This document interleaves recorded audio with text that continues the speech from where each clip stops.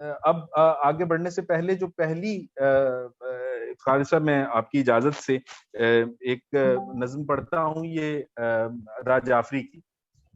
تھوڑی سی آپ کے 2-4 منٹ لگیں گے اور پھر اس نظم کے بارے میں آپ سے کچھ بات کریں گے۔ تو اس نظم کا عنوان ہے مسجد اقصی۔ ایسا اندھیرا تو پہلے نہ ہوا تھا لوگوں، لو چراغوں کی تو ہم نے بھی لرزتے دیکھی، آندھیوں سے کبھی سورج نہ بجھا تھا لوگوں۔ دیکھنا چاہیں تو غیار کا دھوکہ کھائیں، ریت کے ڈھیر پہ محمل ارماں کا گما، منزلیں کاسائے دریوزہ گری بن جائیں، قافلے لٹتے ہی رہتے ہیں گزرگاہوں میں، لوٹنے والوں نے کیا عزم سفر بھی لوٹا، دجلہ خون تو نئی بات نہیں ہے یہ کہو، وہ جو ڈوبا ہے سفینہ ہے کہ ساحل ڈوبا، زیادہ شوق کے ہے مسجد اقصی پہلے، دل بھی قبلہ ہے یہ قبلہ نہ ڈہا تھا پہلے۔ اور یہ شعر سنیے گا، نامناسب تو نہ تھا شعلہ بیاں بھی ہوتے،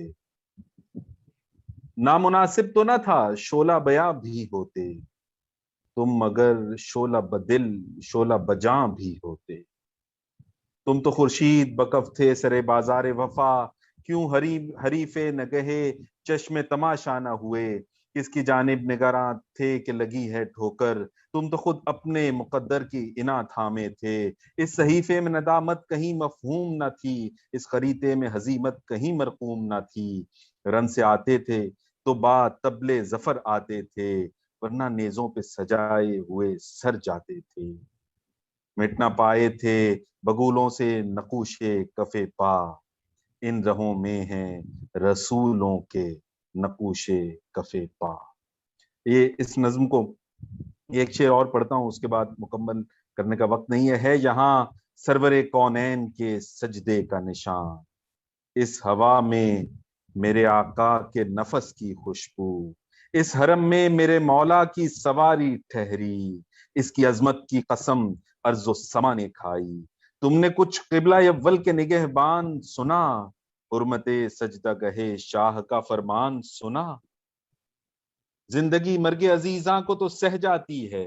مرگ ناموس مگر ہے وہ دہکتی بھٹی، جس میں جل جائے تو خاکستر دل بھی نہ ملے، اور تب جائے تو کندن ہے وجود انسان، پھر یہ پگھلے ہوئے لمحات کراں تا بکراں آپ مینارہ انوار میں ڈھل جاتے ہیں، عرش سے خاک نشینوں کو سلام آتے ہیں،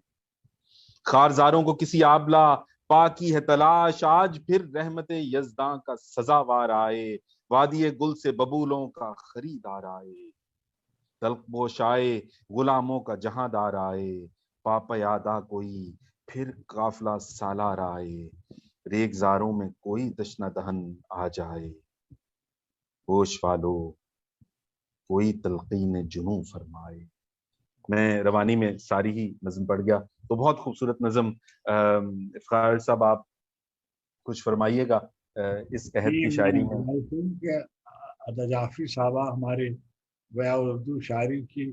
ان سے پہلے بھی خواتین لکھنے والیاں موجود ہیں، شعر میں بھی اور نثر میں بھی، مگر ان کو خاتون اول کہا جاتا ہے، اور بلا شبہ وہ اس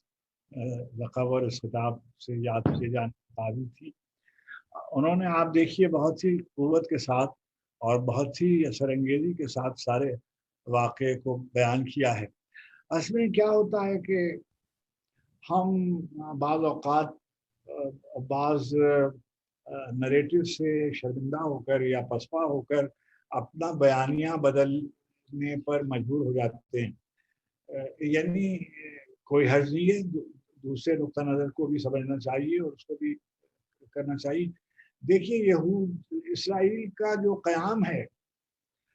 اگر آپ اس کی بنیاد کو دیکھیں تو وہ تو ایک خاص گویا مذہب کی وجہ سے ہی قائم ہوا ہے اور ایک خاص گویا نسل کی وجہ سے قائم ہوا ہے۔ اچھا اب کیا ہوا کہ اب اس کے پیچھے کیا قصہ تھا کہ لا کر اور ہمارے گویا خنجر جو تھا وہ ہمارے قلب پہ رکھ دیا گیا. چنانچہ اب جو کانفلکٹ ہو رہا ہے اس کے اثرات تمام مسلم ملکوں کے اوپر پڑ رہے ہیں, اور خود آپس میں اختلاف ہوئے, اور کبھی ان فلسطینی جو ہے وہ کبھی بیروت میں پناہ گزین ہو رہا ہے, کبھی تیونس میں پناہ گزین ہو رہا ہے, کبھی اردن میں پناہ گزین ہو رہا ہے. جہاں جا رہا ہے وہاں سے عرب ملکوں سے وہ نکالا جا رہا ہے, اور وہ اس کی تذلیل کی جا رہی ہے. یہ صورت حوال ہے. اور دوسری طرف جو قوتیں ہیں جو مثلاً اس زمانے میں ابھی آپ نے جن جنگوں کا بظاہر تو وہ سارے قصے جو ہیں وہ کبھی کوئی نئے سویز کے نام پر ہوا ہے, کبھی کسی اور کانفلکٹ کے نام پر ہوا ہے, لیکن اصل بنیاد جو ہے وہ فلسطین ایشو ہے. بنیادی طور پر وہ ہر پھر کر چیزیں اسی طرف کو جاتی ہیں. اچھا, اب کیا ہوا کہ مسلسل اب تو ادا آپا نے ساری شاعرانہ طور پر وہ گلہ مندی کا بھی اظہار کیا ہے کہ جو اپنوں سے تھی, اور جو اختلافی صورتیں تھیں وہ بھی, اور جو ہماری دیکھیے اگر آپ تمام چیزیں فراموش کر دیں تو آل ابراہیم کا سارا قصہ اسی سرزمین سے ہے. یعنی اگر حضرت موسیٰ علیہ الصلوۃ والتسلیم کی نسبت اور حضرت سلیمان علیہ الصلوۃ والتسلیم کی نسبت اس سرزمین سے ہے, تو حضرت ابراہیم علیہ السلام کی اور حضرت اسحاق کی نسبت اس سرزمین سے ہے, تو حضرت عیسیٰ علیہ الصلوۃ والتسلیم کی بھی اس سے نسبت ہے, اور نبی کریم علیہ السلام نے بھی, ہم اس کو قبلہ اول کہتے ہیں, اور ہمیں یہ یعنی معراج کے واقعے میں یہ کہا جاتا ہے کہ حضور کریم ادھر سے تشریف لے کے مسجد اقصی سے عرش اللہ کی طرف تشریف لے گئے. مجھے ابھی ایسے ہی ایک مصرع خیال یاد آ گیا کہ اسی فلسطین میں مولانا محمد علی جوہر دفن ہیں, اور انہوں نے غلام ہندوستان میں واپس آنا گوارا نہ کیا, گوارا نہیں فرمایا, اور یہ کہا کہ مجھے فلسطین میں دفن کر دیا جائے اور بیت المقدس میں دفن. تو مصرع لکھا گیا, مجھے اچانک یاد آیا کہ ایسا مصرع ہے کہ جو ایک مصرے میں پورا مرثیہ لکھ دیا ہے. سوئے گردوں رفت محمد علی جوہر, سوئے گردوں رفت از ان راہ کے پیغمبر گزشت.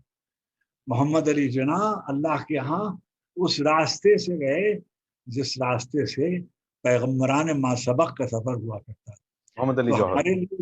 ہمارے لیے بیت المقدس بہت اہم ہے, اور ہم یہ بھی نہیں کہتے, یعنی میں کم از کم یہ نہیں کہتا کہ ان کی نسبت نہیں ہے, ان کی نسبت ہے, اور ہمیں اس کا احترام ہے. اور جیسے آپ نے فرمایا کہ جو ہم نسل پرست یہودی جو ہیں, جن کو ہم ایک لفظ ہے جو عام طور پر غلط لکھا جاتا ہے, وہ سہ یونیت نہیں ہے, وہ ہے سہ یونیت. تو جو زائنسٹ جو ہیں ان کا صحیح ترجمہ اردو میں سواد ہے یہ واو نون ایسے ہے, سواد یہ ہے نہیں ہے. تو صہیونیت جو ہے وہ جداگانہ ہے مذہب یہود سے, اور ہمیں بالکل ہمیں احترام ہے. ہم تو اس وقت تک مسلمان بھی نہیں ہو سکتے جب ان پیغمبروں پر ایمان نہ لائیں جو انہیں حضرت سلیمان پر یا حضرت موسیٰ پر یا حضرت داؤد پر اگر ہم ایمان نہ لائیں, حضرت اسحاق پر اور حضرت ابراہیم پر, تو ہم مسلمان نہیں ہو سکتے. تو ہم کیسے یعنی ان کی جگہوں کا احترام نہ کریں گے, اور کیسے ان کی قدر نہ کریں گے. اور حضور صلی اللہ علیہ وسلم کی نسبت سے ہمیں اس کا ایک اور احترام واجب آتا ہے. بالکل. لیکن اس کو جو وہاں صدیوں سے رہ رہی ہے, تو آپ اس کو وہاں رہنے نہیں دے رہے. آپ اس کے دنیا میں 20ویں صدی میں جو سب سے بڑی بات سامنے آئی وہ ہے حقوق انسانی کا مسئلہ, اور سب قومیں اس بات پر اتفاق کرتی ہیں کہ قوموں کے حق خود اختیاری کا, حق خود ارادی کا احترام کیا جانا چاہیے. جیسے ہم کہتے ہیں کہ کشمیر کے لوگ جس جگہ جانے کا فیصلہ کریں ان کو اس بات کا حق حاصل ہونا چاہیے کہ وہ اپنے مستقبل کا فیصلہ خود کرے. بالکل اسی طریقے سے فلسطینیوں کا یہ حق ہے کہ وہ اپنی سرزمین میں اپنی حکومت قائم کریں اور اپنی حکومت چلائیں اور اپنے روز و شب کو اپنی مرضی کے مطابق گزاریں. اور دیکھیے وہاں جو فلسطین کی جدوجہد آزادی ہے اس میں اگر آپ